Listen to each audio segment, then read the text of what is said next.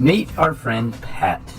Pat is going to help us learn some basic anatomy and the location of some of the major organs found in the human body. So let's get started with the head region, and as I open it up, you can see here's the brain, and there's the cerebrum, the cerebellum. Now let's move to the nasal cavity, the oral cavity. This large muscle is the tongue, and at the back of the throat is the pharynx right here. Now let's move on to the neck region. Here is the thyroid gland. Okay, thyroid gland, and underneath this blue tube is the trachea. Okay, the trachea leads to the lungs. So let's take a look at the lungs.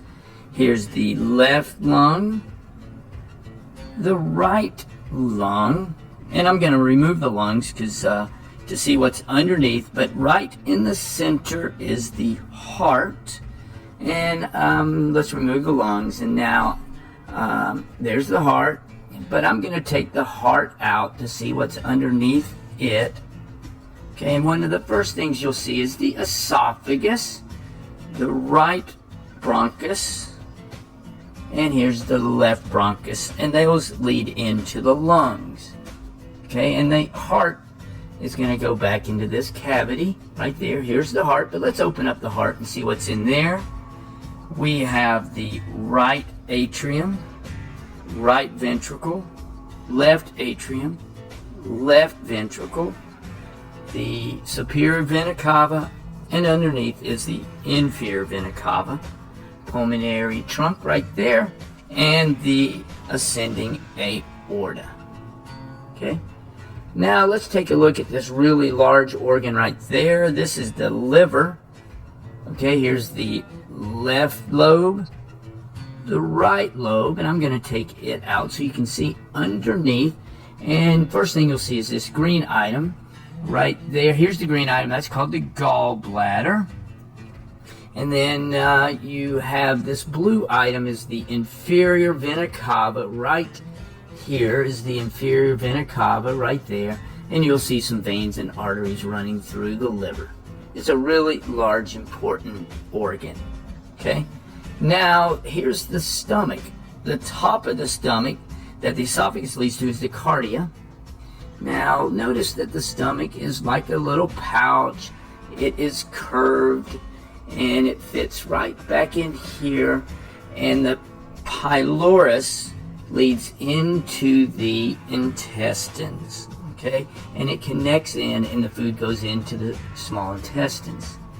Now let's take a look at, here's the spleen right there. Here's the spleen. Then the pancreas is right here. Then you can see one of our kidneys, and sitting right on top are the adrenal glands. Okay, now let's go back. There's the spleen. Then the pancreas. You can now see two kidneys.